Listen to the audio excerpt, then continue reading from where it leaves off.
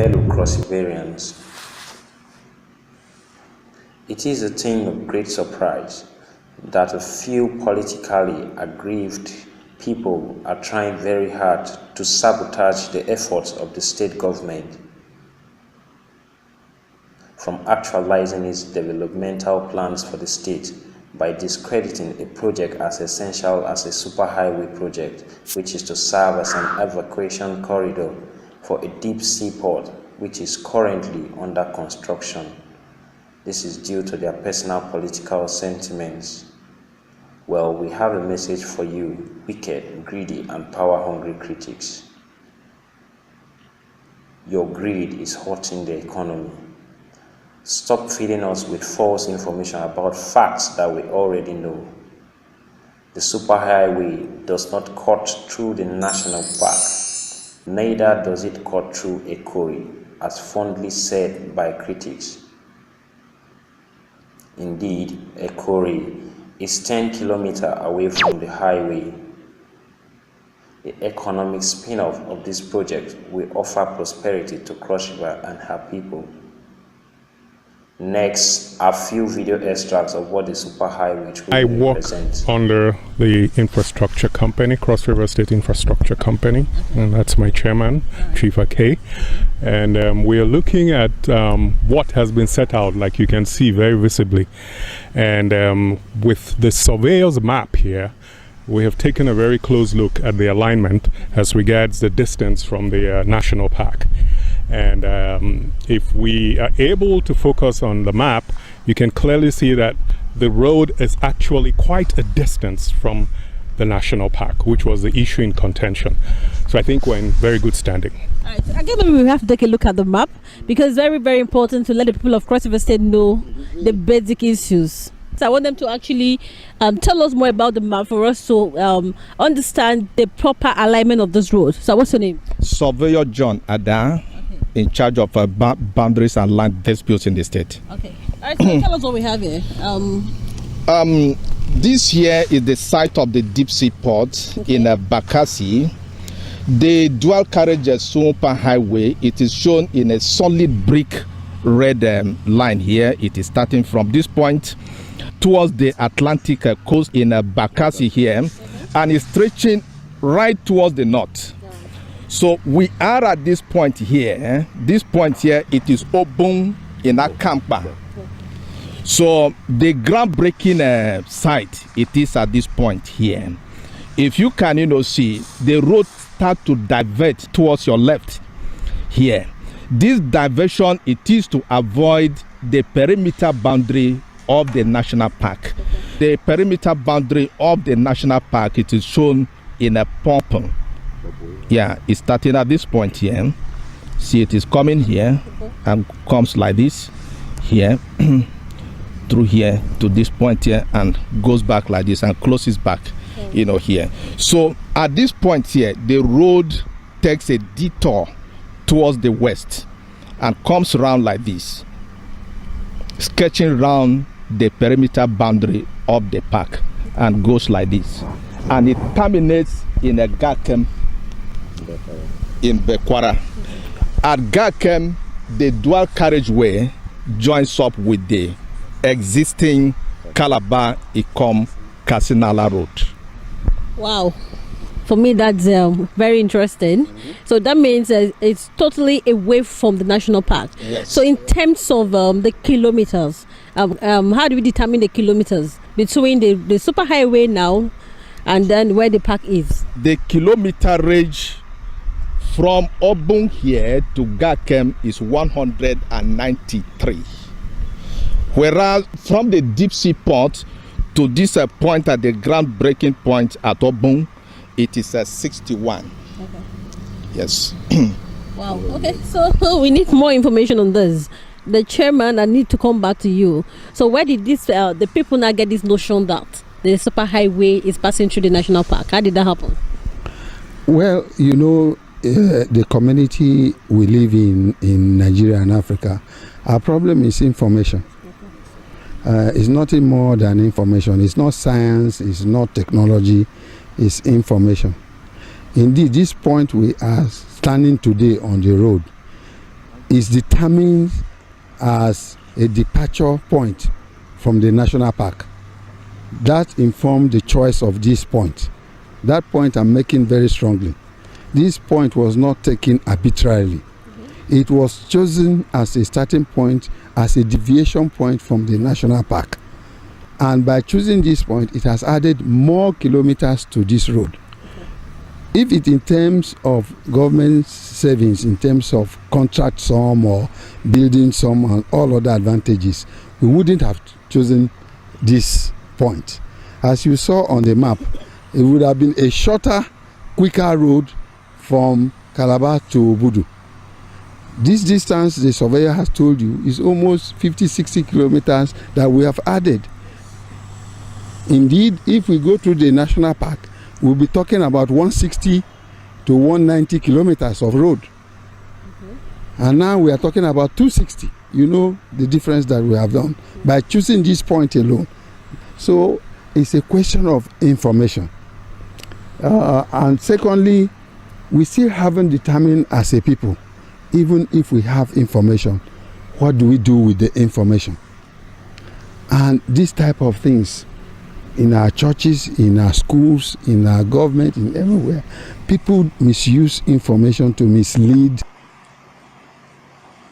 The superhighway will go a long way in solving many economic challenges in the state. The highway will also improve sales and transportation of agricultural produce in and outside the state. The road will reduce travel time from 8 hours in its present situation to 2 hours. Why should one not support such a laudable project? The road will reduce wear and tear of our vehicles and prevent avoidable deaths. This is what the management of the Cross River State National Park had to say about the proposed 260-kilometer superhighway.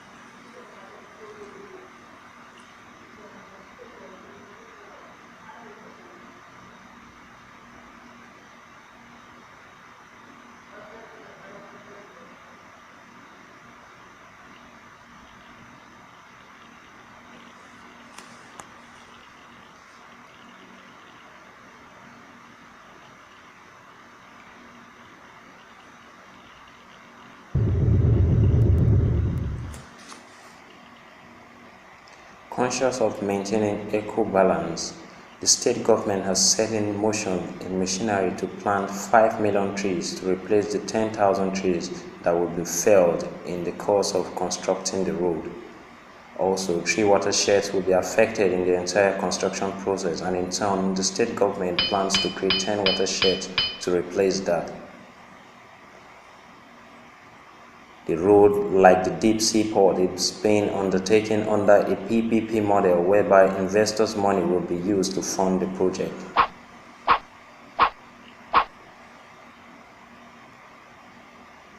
No community will be displaced. Rather, countless communities will emerge along the superhighway.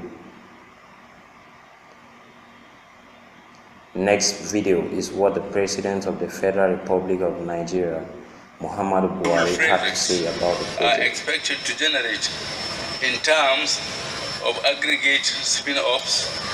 I want to assure you of my determination as well as the commitment of the federal government to ensure that this road and indeed the seaport runs with a quick population.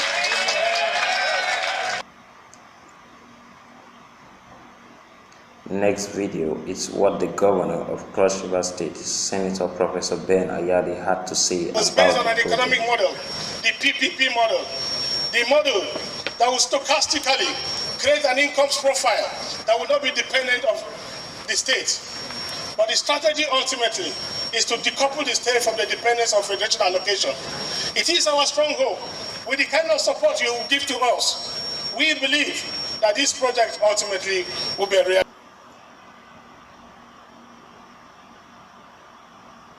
Recently, the EIA report was published in National Dailies of 18 March 2016 that the EIA report for the superhighway is in an advanced stage of completion.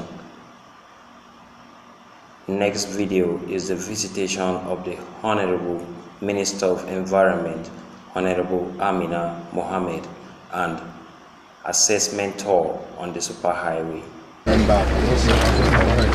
Well, the whole access is so, like I said, bush, cars, you can see, how it's going.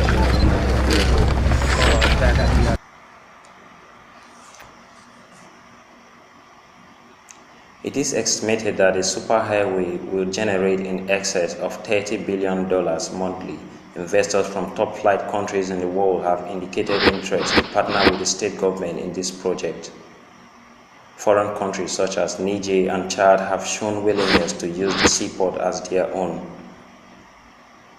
All these will generate undoubted revenue to the state and in turn create hundreds of thousands of job opportunities for our people. Few people who are against the project are doing so for a number of reasons.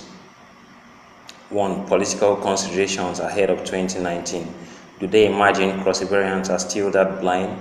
We will prove to them that sentiments or no sentiments, interest or no interest, as long as we are Cross Riverians, our heritage remains our paramount interest.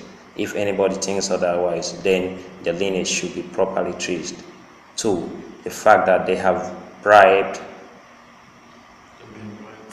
by foreign NGOs who are working for power-hungry enemies of progress.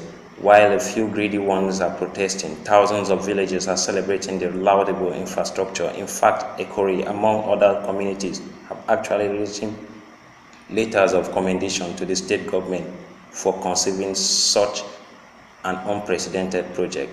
Next video is what the Ekori community had to say about the superhighway project. We are solidly behind the administration of this, your administration. Whatever we have to do, we will comply with the government of Cross River State. Thank you very much.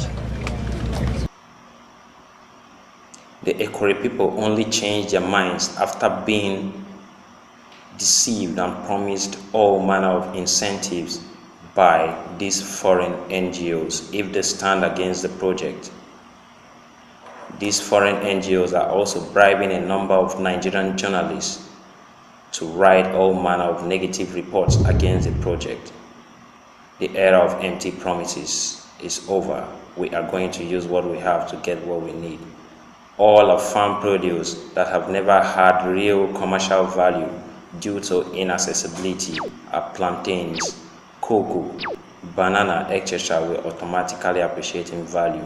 What else do we want when, for the very first time in our history, we have a system that is paying our workers and at the same time embarking on such capital-intensive projects in a self-financing capacity? This project is for the overall benefit of our dear state and our future generation. My people, make we not allow people come use their reggae spoiler abuse. So this message is from concerned Cross Riverians. I stand with Ayade. And your heart. In music.